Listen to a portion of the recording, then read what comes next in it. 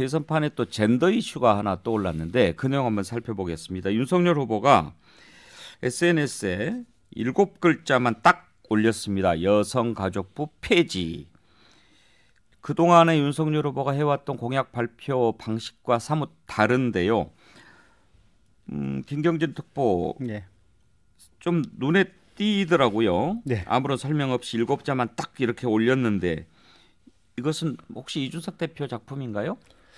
잘 모르겠어요. 그건 아닌가? 네, 근데 아마 메시지 팀에 예. 30대 젊은 층들이 좀 많이 보강이 됐다는 얘기가 있어요. 네. 그래서 아마 거기서 이렇게 한눈에 띄는 이런 방식을 택한 것이 아닌가 그런 추측은 있는데. 그러면 윤석열 후보가 이렇게 띄웠다는 것은 여성가족부를 폐지하겠다는 게 공약이다 이런 얘기 아닙니까? 그러니까 이제 기존의 공약은 여성가족부를 폐지하고 예. 양성평등부로 변경하겠다. 네. 요게 이제 기존의 공약이었죠. 근데 기존의 공약하고 배치가 되는 듯 아닌 듯한데 어쨌든 여성가족부 폐지 이게 딱 하니까 그냥 요 폐지에만 이게 눈이 확 들어가면서 그 다음 부분은 정확히는 모르겠어요. 그러니까요. 근데 그 후보의 이제 백브리핑 워딩을 들어보면 그러면 뭐 양성평등 가족부로 바꾼다는 것이냐? 그럼 딱히 그건 아니고 일단 여가부 폐지하고 다만 지금 아동 문제라든지 또 뭐 이게 저출산 문제가 굉장히 심각하지 않습니까?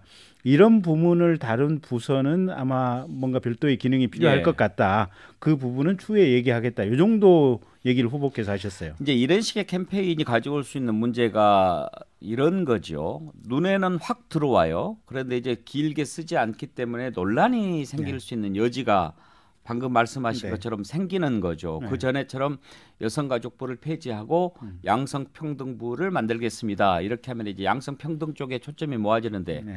여성가족부 폐지 딱 이렇게만 내놓으면 뭐야? 네. 여성은 안 보고 남성만 보고 가겠다는 거야? 이제 이런 오해를 불러일으킬 수도 있고 네.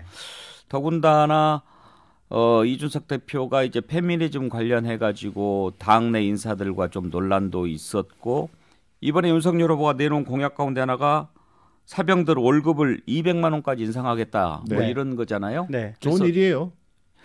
아마 제가 좋은 일이라는 게 무슨 의미냐면요. 네.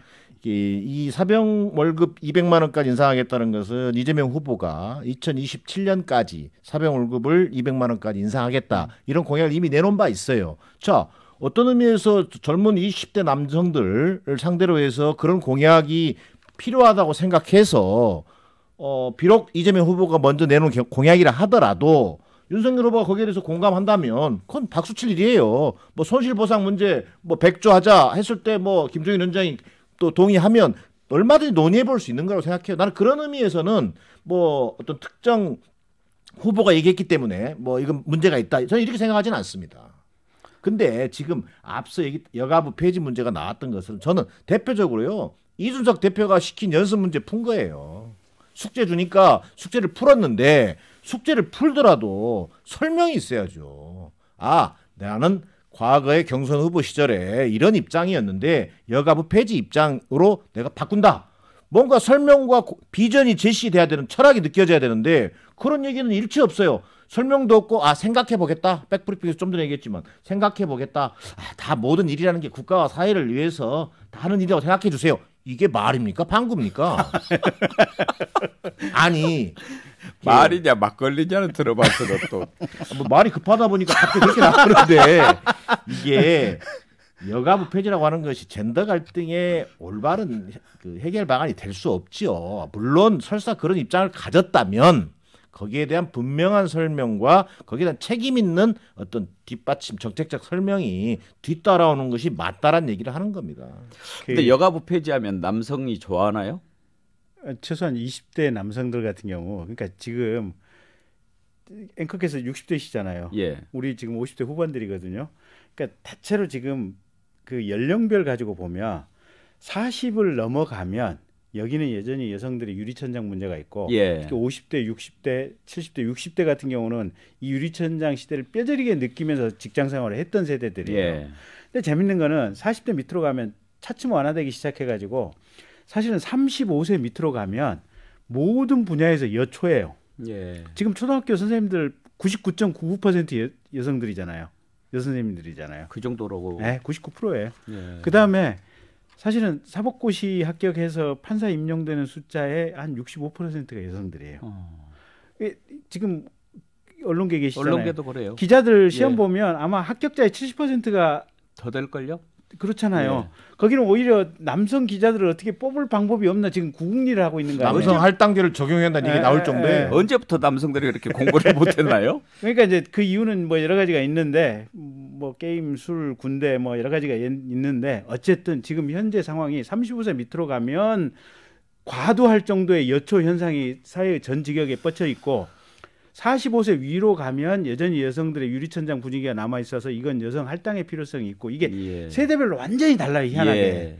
그래서 근데 여가부가 지금까지 정책적인 목표가 여전히 45세 이상들의 여성들만을 바라보는 그 철학적 방향에서 정책을 해오다 보니까 35세 미만의 30대, 20대 남성들 기준으로 보면 여가부가 자신들 세대의 현상하고 전혀 안 맞는 정책적 방향을 가지고 가고 있는 거예요, 이게 보면. 그러니까 여가부라는 것의 어떤 기능과 역할을 다시 재조정하고 예. 실질적인 뭐 성평등, 양성평등 뭐 위원회라든지 그런 부처로 기능과 역할을 조정해야 한다는 데에서는 저는 동의해요. 예. 그것이 폐해질 수도 있고 또 보완할 수도 있겠고 개편일 수도 있겠는데 자 문제는 정치적 의도라는 거예요. 이게 이제 명백하게 갈라치기거든요. 20대 남녀를 갈라쳐서 내가 이번 정치에서 좀 이득을 보겠다라고 하는 그런 발상인 건데 저는 갈라치기 그 자체도 나쁘다고 생각하진 않아요. 뭐 예를 들면 우리가 그 용어 자체는 뭐 바둑에서 왔는지는 모르겠지만 자기의 어떤 유리한 고지를 만들어내기 위해서 뭔가 갈라치기를 할 수도 있는데 그게 악마라고 할 수는 없지만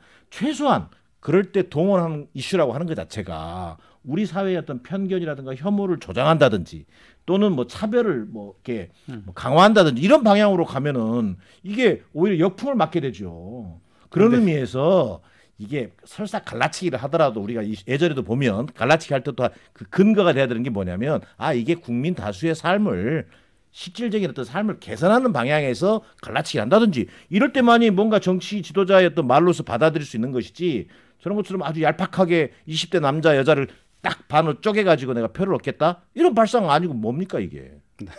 세상에 민주당이 갈라치기를 비난하냐. 아니 갈라치기 그 자체를 비난하지 않는다니까요. 갈라치기가 뭔가 그 근거를 가지고 있어야 한다는 거예요. 그러니까 동원할 갈등 이슈를 선택할 때 대단히 신중해야 한다는 얘기를 하는 거예요. 우리 정기남 대변인께서 말이 길다. 길 리도 없어.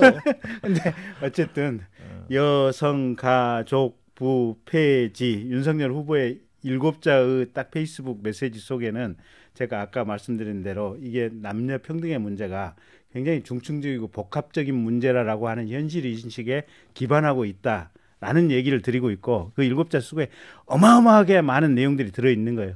그다음에 두 번째는 스웨덴이나 북유럽 국가에서는 거기도 남녀 평등의 문제를 많이 겪었거든요.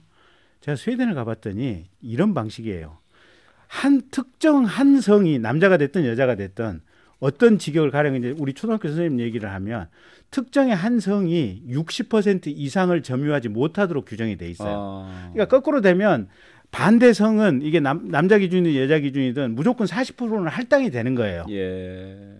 직역별로. 아예 젠더를 딱 그렇죠. 그러니까 여성이 60%일 때는 예. 남성 40% 할당이 되는 거고 남성이 60%일 때는 여성 40% 할당이 되는 스웨덴이 거예요. 그렇죠. 예. 네. 그게 제가 볼 때는 굉장히 사회적으로 잘 만들어진 시스템이다. 그러니까 내부적으로 자율과 경쟁, 뭔가 이게 다양화의 필요성도 있으면서 특정성에 대한 최소한의 보장. 이게 근데 이제 이게 6대4로 가느냐 아니면 65대35로 가느냐 7대3으로 가느냐 요거 비율 결정의 문제가 있는데 저는 굉장히 이번에 대선 과정 속에서 고민해야 될 문제라고. 다만 말이죠. 이런 부분은 한번 우리가 짚어봐야 될 것 같아요. 지금 여초가 되고 있다고 해서 그것을 또 확 바꾸는 것, 이 부분은요. 우리 대한민국의 쭉 면면이 이어져 내려왔던 역사 속에서 살펴볼 필요도 있다고 봅니다. 그동안 우리 여성들이 얼마나 억압받고 힘들고 우리 어머니 시대만 해도 말할 수 없는 그런 세월을 보냈잖아요. 이제 잠깐 반짝 여초가 됐다고 해서 그것을 또 여성의 권리를 다시 남성과 똑같이 보장하라. 이렇게 하는 것은 우리 민주화 운동의 역사라든지 또 뭐 일제시대 친일의 역사라든지 이런 부분과도 사실은 떼어놓고 생각할 수 없는 문제일 수도 있어요. 그런데 지금 뭐 이대남이 중요하다, 20, 30대 청년들의 표가 중요하다라고 해서 그동안 이제 좀 꽃피우기 시작하는 여성의 권리를 다시 원상복구시키고 뭐 원점에서 재검토하자라고 하는 것이 과연 정당한가, 시기적으로 적절한가 하는 문제는 또 생각할 필요가 있어요. 그러니까 그 문제를 포함해서 굉장히 철학적인 문제예요. 보면 철학적인 문제고, 또 한 가지는 이게 변화의 속도가 어느 정도가 적절한가. 그러니까 문제는 그 공동체가 깨지지 않고, 이게 변화라고 하는 것은 항상 통증을 동반하잖아요. 보면 그러면 우리 사회 전체의 통증인데, 요게 지금 20대, 30대 남성들한테는 이 통증이 심한 거예요, 보면. 그러면 이 통증을 어떻게 완화시켜 줄 거냐. 이런 부분이 사실은 고민의 핵심이 되는 지금 대선 과정을 우리가 겪고 있다. 그래서 윤석열 후보의 여성가족부 폐지라고 하는 이 일곱자 속에는 어마어마한 철학적 논쟁과 이 현실에 대한 인식이 깔려 있다. 그냥 이렇게 봐주시면 될 것 철학적 같아요. 논쟁과 현실에 대한 인식이 깔려 있어서 설명을 못하는 건지는 잘 모르겠고 설명을 잘 하고 있어요. 그러니까 이게 정확하게 이게 여성가족부라는 게 영어로 풀네임이요. Ministry of Gender, Equality and Family예요. 예. 자, 여기에 그냥 정확하게 거기에 충실한 부처로 저는 운영하고 만들면 된다고 생각해요. 그게 이제 우리나라에서 그걸 여성부라고 얘기했고 여성가족부라고 이렇게 만들어 놓은 건데. 죄송한데 이퀄리티로 돼 있어요, 에쿼티로 돼 있어요? 이퀄리티로 돼 있습니다. 이퀄리티로. 이퀄리티하고 에쿼티는 매우 다른 의미잖아요. 네. 그래서 어떻게 보면 본래적 의미로 본다면 성평등 가족부라고 봐야 돼요. 거기 기능에 맞게 전환하자는 취지에서의 생산적 논쟁은 얼마든지 필요하다. 근데 이 이슈 자체를 가지고 폐지 이런 말 한마디로 20대 남성의 표심을 노리겠다? 이 발상 자체에 동의하기 어렵다. 뭐 이런 평등이나 공평이 이퀄리티 문제만은 아니잖아요. 네네네. 그런 점에서 좀 깊이 들여다볼 부분인데 어려워지니까 이 정도 하고, 민주당은 그러면 지금 젠더 관련해서 공약이 뭡니까? 아니 여가부 폐지 입장은? 폐지와 관련된 입장은 아마 이번 주에 후보께서 다시 정확하게 정리해서 입장을 내놓게 될 겁니다. 그러나 앞서 얘기했던 것처럼 성평등, 뭐 양성평등, 뭐 가족부, 뭐 이런 식의 어떤 그 소위 여성과 남성을 차별하지, 남성도 차별받지 않아야, 여성도 차별받지 않아야 되지만 남성도 또 다른 이유로 차별받아서는 안 된다라고 하는 균형 잡힌 시각에서 지금의 어떤 기능과 역할을 대폭 개선해서 이것을 뭐 젠더 갈등의 하나의 어떤 바람직한 방향으로 부처를 개편하겠다라고 하는 입장을 아마 내놓게 될 겁니다.